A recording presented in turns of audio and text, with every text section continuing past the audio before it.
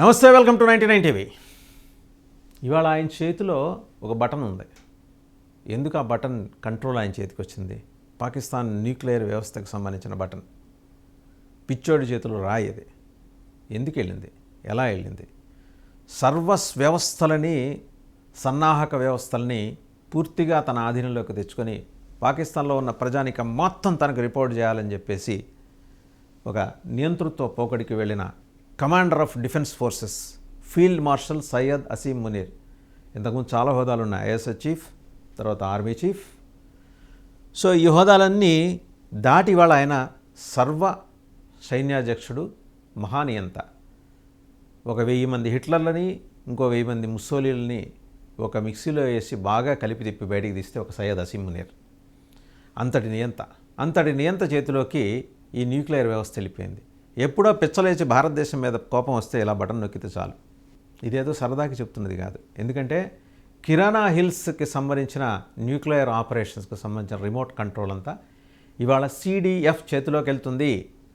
CDF అది వినియోగించడానికి వీల్లేదని supreme court కూడా మాట్లాడటానికి వీల్లేదు. రాజ్యాంగం మార్చుకున్నాడు.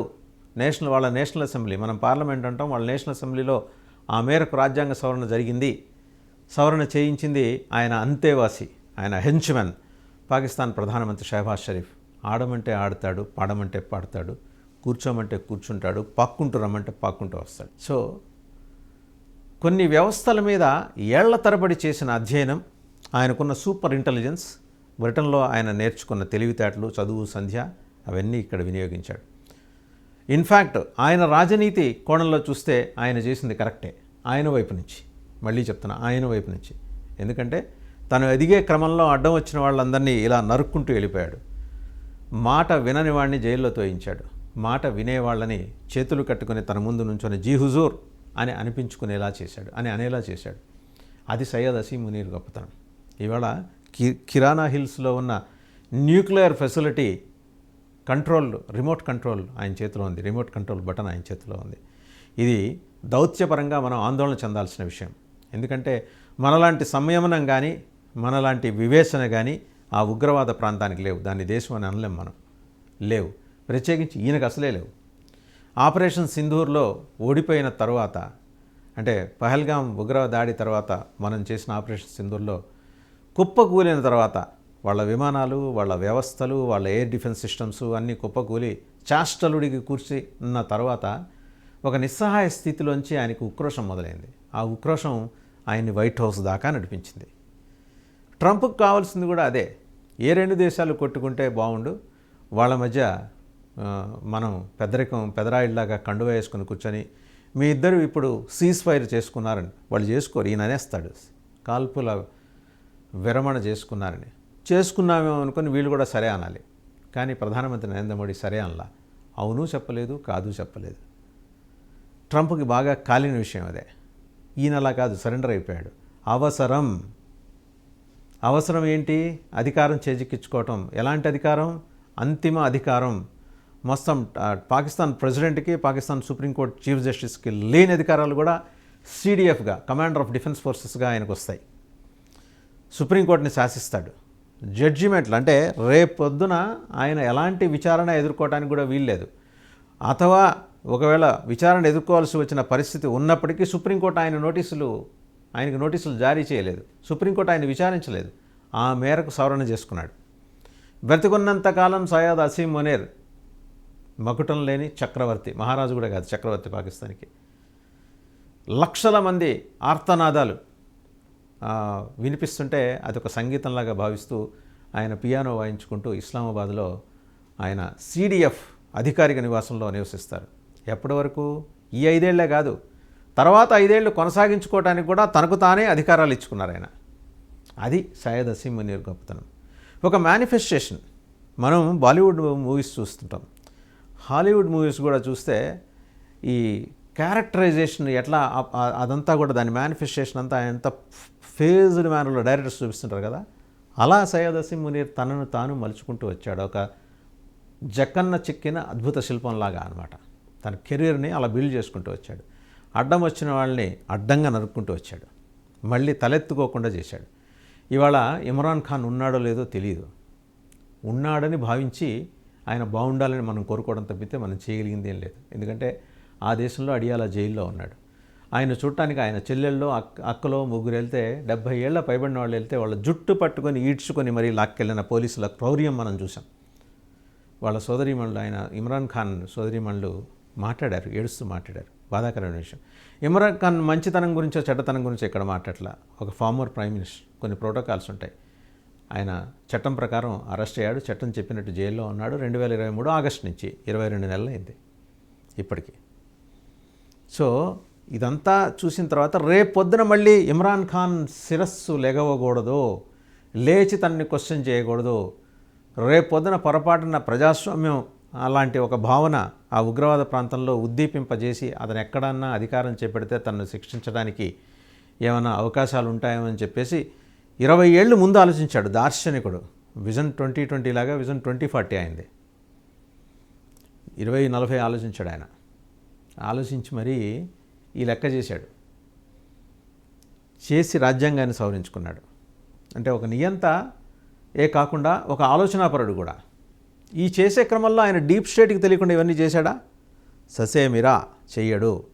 సో అందుకని ఏంటి, ఇప్పుడు ఆ పాకిస్తాన్ అటామిక్ రీసెర్చ్ కమిషన్ ఉంది, PARC, దాని కంట్రోల్ అంతా నేను చేతిలో పెట్టుకున్నాడు. సైంటిస్టులందరూ ఆయన ముందు జీ హుజూర్ అంటూ హాజరవ్వాలి. వాళ్ళ కార్యాలయాలు కూడా ఈయన కార్యాలయాల్లోనే ఉంటాయి ఇక మీదట. ఈయన ఏం చెప్తే అది చేయాలి. గురి పెట్టండి అణుబాంబుల్ని భారతదేశం వైపు అంటే చేయాలి. బిలావల్ భుట్టోని పిలిచి నువ్వు ఎగబడి మాట్లాడు భారతదేశం మీద అంటే ఇష్టం ఉన్నా లేకపోయినా బిలావల్ భుట్టో మాట్లాడాలి. వీళ్ళకి ఇంకో రక్షణ మంత్రి ఉన్నాడు, ఆయన కూడా అంతే, నోటికి ఎంత వస్తే అంత. సింధు జలాలు పారకపోతే భారతీయుల రక్తం పారిస్తా అన్నాడు. అక్కడ జలాలు పారట్లేదు, రక్తము పారట్లా, ఒంటెలు తిరుగుతున్నాయి, ఎడారిలా మారి సింధు ప్రాంతం. బిలో పావర్టీ లైన్, సన్నకారు రైతాంగం ఎక్కువ నివసించే సింధు ప్రాంతంలో వ్యవసాయానికి అవకాశం లేని ఒక దుర్మార్గమైన పరిస్థితి క్రియేట్ కావడానికి కారణమైన షాయద్ హసీం మునీర్. ఆయన దేశం దృష్టిలో ఆయన కరెక్ట్ కావచ్చు కాక, కానీ ఆయన ప్రజల దృష్టిలో ఆయన మాత్రం కరెక్ట్ కాదు. దేశం అంటే వాళ్ళు భావించే దేశంలో ఉగ్రవాదులు ఉంటారు, ప్రజలు భావించే దేశంలో సామాన్యులు ఉంటారు, యువతీ యువకులు ఉంటారు, చదువుకునే పిల్లలు ఉంటారు. రాబోయే రోజుల్లో యూనివర్సిటీలను కూడా ముగించే ప్రయత్నం జరుగుతుంది అక్కడ. ఎందుకంటే ఉద్యమాలు వచ్చే అవకాశం ఉంది, ప్రమాదం ఉంది. సో సింధు ప్రాంతంలో ప్రత్యేకించి యూనివర్సిటీల్లో ఫీజులు భారీగా పెంచడాన్ని వ్యతిరేకిస్తూ యువకులు, విద్యార్థులు రోడ్డు మీదకి వచ్చారు. జన్-జెడ్ తరహా ఉద్యమం. అటువంటిది మళ్ళీ లేవకుండా అన్ని ఏర్పాట్లు చేసుకున్నాడు. బహుశా ఇంత అద్భుతమైన యంత్రాంగం అన్ని అంత చిన్న ఉగ్రవాద ప్రాంతంలో మసూద్ అజహర్, హఫీజ్ సయీద్ లాంటి ఉగ్రవాదుల సాయంతో ఆయన నడిపించుకుంటూ వచ్చిన తీరును చూస్తే మనం శభాష్ అనాలి. సో షహబాజ్ షరీఫ్ ఆయన పక్కనే ఉన్నాడు, ఆ దేశ అధ్యక్షుడు ఆయన పక్కనే ఉన్నాడు, ఆ ప్రాంత అధ్యక్షుడు ఆయన పక్కనే ఉన్నాడు. సుప్రీంకోర్టు కూడా ఆయన ఎప్పుడు ఏం చెబుతుందా అని చెప్పి అరమోట్పు కన్నులతో చూస్తూ ఆయన వంక ఆరాధనగా వింటూ ఉంది. సో ఇన్ని వ్యవస్థలు తనని కీర్తిస్తుంటే ఈ భారతదేశం ఏంటి పక్కన వచ్చి నాకు న్యూసెన్స్గా తయారైంది. ఎప్పుడైనా సరదాగా అలా బటన్ నొక్కుదామని చెప్పేసి ఆ PARC చీఫ్ని పిలిచి బటన్ నేను నొక్కుతాను, వ్యవస్థని మీరు ఇగ్నైట్ చేయండి అంటే ఆయన కళ్ళు తేలేయాల్సిన పరిస్థితి ఉంటుంది PARC చీఫ్. పాకిస్తాన్ ప్రజానీకం యుద్ధాలు కోరుకోవట్లా, అణుబాంబులతో విధ్వంసము కోరుకోవట్లా, ఈయన కోరుకుంటున్నాడు. ఇది చాలా ప్రమాదం. ఈయన చేతుల్లోకి ఆ కంట్రోల్ వెళ్ళటం అనేది దౌత్యపరంగా చూస్తుంటే మనకే కాదు, దక్షిణాసియా, ఆ మాటకు వస్తే చైనా, రేపు పొద్దున చైనా నెత్తిని కూడా చేయి పెడతాడు. ఆ చైనాకి ఆ భయం ఉంది, లేకపోలేదు. అలాగే పాకిస్తాన్కి వంత పాడుతున్న రష్యా, అమెరికాకి ఎదురు తిరుగుతాడు రేపు పొద్దున. అది కూడా జరగచ్చు.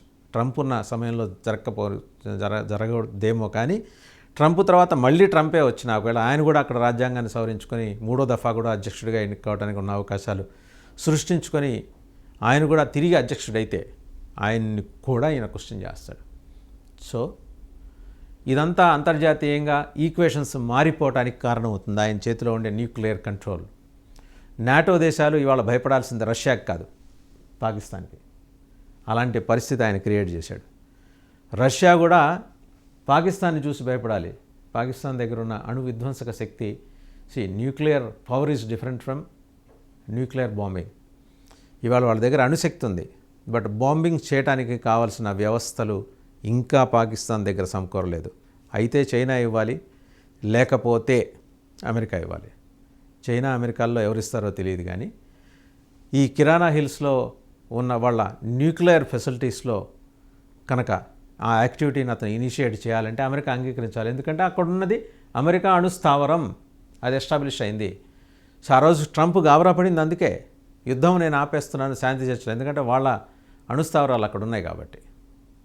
ఒకవేళ ఆ రోజున అది జరిగి ఉంటే ఇవాళ వ్యవస్థ ఇక్కడ దాకా వచ్చిండేది కాదు. కినారా హిల్స్ని మనం టచ్ చేయాల. మనకి జాగ్రత్తగా గుర్తు చేసుకుంటే మే 12, 13 తారీఖుల్లో మన AK Bharti director general of air operations ఆయన ఏం చెప్పారంటే, we have not hit Kirana Hills whatever is there. I did not brief about it in my briefings on Operation Sindoor the other day. మీకు చెప్పిన దాంట్లో మేము దాన్ని హిట్ చేసామని ఎక్కడైనా మాట్లాడాలా. అలాగే thank you for telling us Kirana hills houses nuclear installations, we did not know it. నిజంగా కూడా మనకి తెలియదనే విషయాన్ని ఏకే భారతి ఆయన chief of director general of air operations ఆయన చెప్పారు సింధూర్ అయిపోయిన తర్వాత. సో కిరాణా హిల్స్లో ఇవాళ ఉన్నది పాకిస్తాన్కి చెందిన అణ్వస్త్ర వ్యవస్థ కాదు, అమెరికాకు చెందిన అణ్వస్త్ర వ్యవస్థ. అందుకనే ఇందాకే మనం చెప్పుకున్నాం, ట్రంప్కి పాకిస్తాన్ అవసరం ఉంది.